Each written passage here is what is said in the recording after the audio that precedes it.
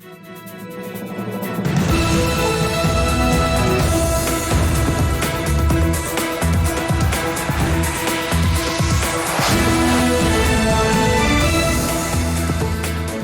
good evening. This is TV7 Israel News broadcast to you from Jerusalem. And in today's top stories, approximately 70,000 Israelis participate in an annual flags parade in Jerusalem to mark the 55th anniversary of the city's reunification. Israeli Prime Minister Naftali Bennett urges the international community to stand alongside the Iranian people amid a brutal crackdown on peaceful protesters perpetrated by revolutionary forces loyal to the Ayatollah regime. Israel's National Security Council's Counterterrorism Bureau publishes a travel advisory warning Israelis against traveling to Turkey amid Iranian efforts to attack Israeli targets around the world. Approximately 70,000 Israelis participated in an annual flags parade in Jerusalem yesterday to mark the 55th anniversary of the city's reunification. Ahead of the celebratory parade, however, the Islamist Hamas and the Iranian proxies, Palestinian Islamic Jihad and Hezbollah, leveled separate threats toward the Jewish state, vowing to launch barrages of rockets at Israel if the sites, which are regarded by Islam as holy, would be desecrated. Nevertheless, while maintaining vigilance, Israel's defense establishment regarded the voiced rhetoric as hollow substance. Meanwhile, speaking at a state memorial for fallen IDF troops of the Six-Day War, which culminated with the liberation of Jerusalem, Defense Minister Benny Gantz quoted the late Prime Minister Yitzhak Rabin, who served as the IDF Chief of General Staff during the multi-sector war, highlighting its relevance also for today. הרגשתי את מקורות העוצמה המוסרית והרוחנית של צה"ל. צבאו של עם הרוצה בשלום, אך יודע להילחם בחירוף נפש כאשר כופים עליו מלחמה. זהו צבא החושף את הטוב והיפה בעם בשעת מצוקה וחירום. זהו צבא המגלה כושר לחימה שאין דומה לו ושומר גם בסערת הקרב על דמות האדם. סוף ציטוט. דברים כל כך חשובים שנותרו לגמרי נכונים גם להיום 55 שנה אחרי. כן, גם היום אנו רוצים בשלום ויודעים להילחם בחירוף נפש אם תיכפה עלינו מלחמה, וגם במלחמתנו בטרור אנו שומרים על דמות האדם. וגם היום כאן בירושלים אנו עומדים על כך שלכולם תהיה הזכות לחיות בבטחה. Earlier in the day, the Israeli cabinet held a celebratory meeting in which it marked the reunification and consequent assertion of Israeli sovereignty over Jerusalem. לפני 55 שנה, לוחמי צה"ל שחררו את העיר העתיקה ואיחדו את ירושלים. זה אירוע שברגע אחד איחד את העם כולו. היום אנחנו נציין את יום ירושלים, ובמהלך היום יתקיימו שלל אירועים, בכללם מצעד הדגלים המסורתי שיערך במסלול הקבוע. הנפת דגל ישראל בבירת ישראל היא דבר מובן מאליו, ולכן היינו בהירים וברורים בנושא מהרגע הראשון. אני מבקש מהמשתתפים לחגוג בצורה אחראית ומכובדת, ומכאן בשם שרי ממשלת ישראל אני שולח תודה גדולה לשוטרות ולשוטרים של משטרת ישראל על הבטחת האירועים כולם.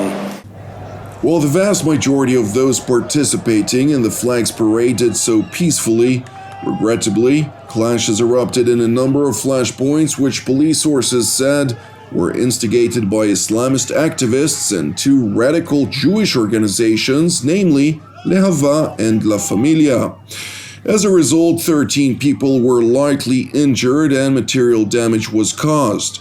Moreover, more than 60 suspects were arrested by police forces during various incidents for alleged rioting, hurling of stones, and for physical assault, all of which took place on the Temple Mount, as well as in the other parts of the Old City and in adjacent East Jerusalem neighborhoods. Returning to the celebratory cabinet meeting in Jerusalem, where the Israeli Prime Minister Naftali Bennett also seized the opportunity to highlight events taking place in the Islamic Republic, where the Ayatollah regime is seemingly trying to brutally quell anti-regime protests that are spreading throughout Iran. השבוע אנחנו ראינו שוב שבמקום לשפר את חייו של העם האיראני, המשטר באיראן בוחר בעריצות, בטרור ובשקרים. במהלך סוף השבוע האחרון העם האיראני יצא בהמוניו לרחובות באבדן ובמקומות אחרים באיראן והפגין נגד עריצות המשטר. בתגובה, כוחות איראנים ירו על אזרחי איראן. במקומות רבים באיראן כרגע קשה להשיג מים, קשה להשיג לחם במחיר סביר. איראן משקיעה בטרור כמו בבסיס הכטמ"מים, התת-קרקעי שמציגו בימים האחרונים.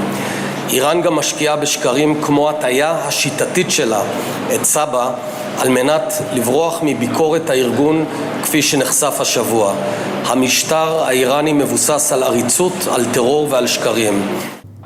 It is important to know that the violent crackdown on protesters in Iran by Tehran's revolutionary authorities is astoundingly faced by deafening silence from the international community.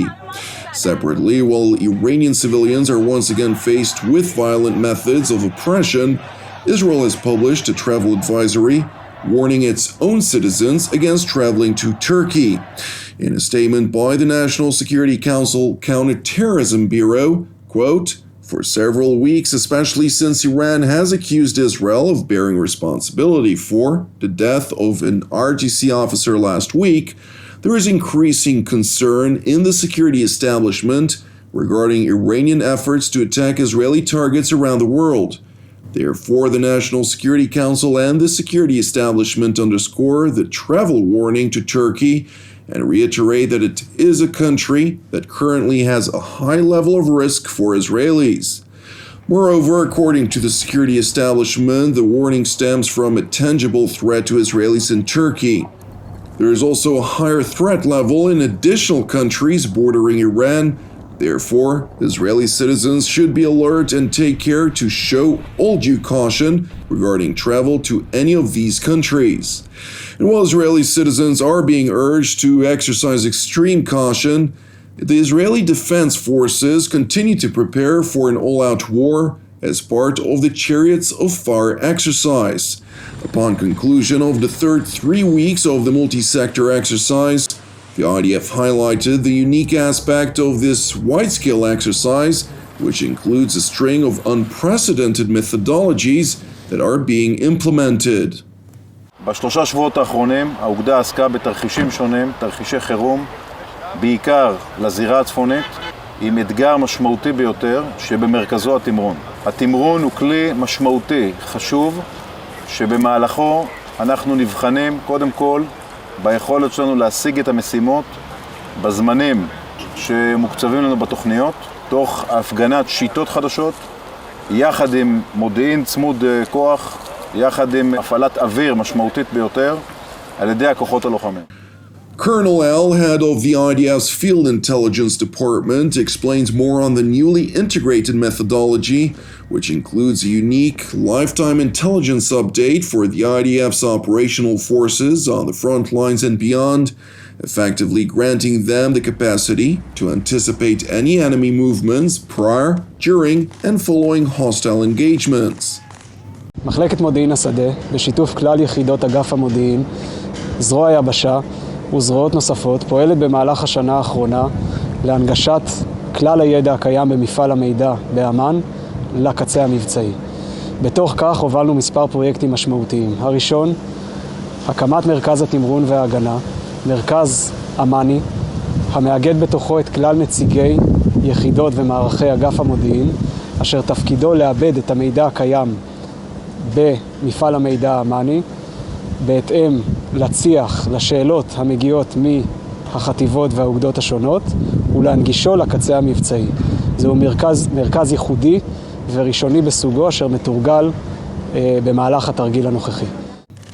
Next to the newly implemented lifetime intelligence updates for IDF troops on the ground, which is truly revolutionary, Israel underwent in recent years a robust logistical shift in which alternate roads have been paved for times of emergency when a conflict on multiple sectors will ultimately erupt. ברקע נבנתה תוכנית בהנחיית הרמטכ"ל, ציר הצירים, שתכליתה לייצר חלופה לחסימות בכבישים במדינת ישראל ומאפשרת להניע בבטחה סדק משמעותי, מבצעי, מהעורף אל החזית בכלל הזירות, תחת מעטה של מערכת דיגיטלית שמאפשרת את זה. הדבר הזה תורגל בווליום מאוד גבוה בשבועות האחרונים, עם לא מעט לקחים ותובנות, והדבר הזה אנחנו ניקח אותו ונרחיב אותו. It is important to know that these are merely a couple of newly integrated methodologies which the IDF approved for publication, as it has integrated dozens of additional methodologies which are derived from technological systems into its war plans for an increasingly probable multi-sector conflict vis-à-vis the Islamic Republic of Iran and its regional proxies and partners. Thank you for watching TV7 Israel News. TV7 Israel is a donation-based ministry, and therefore, if you're blessed by our productions, please consider making a financial contribution that in turn will enable us to sustain our ongoing operations. Separately, I would like to encourage you to pray for our persecuted brothers and sisters worldwide, in addition to our unceasing prayers for the peace of Jerusalem and the salvation of Israel. I'm Jonathan Hassan wishing you a Shavua Mevorach, and we will see you again tomorrow at the same time.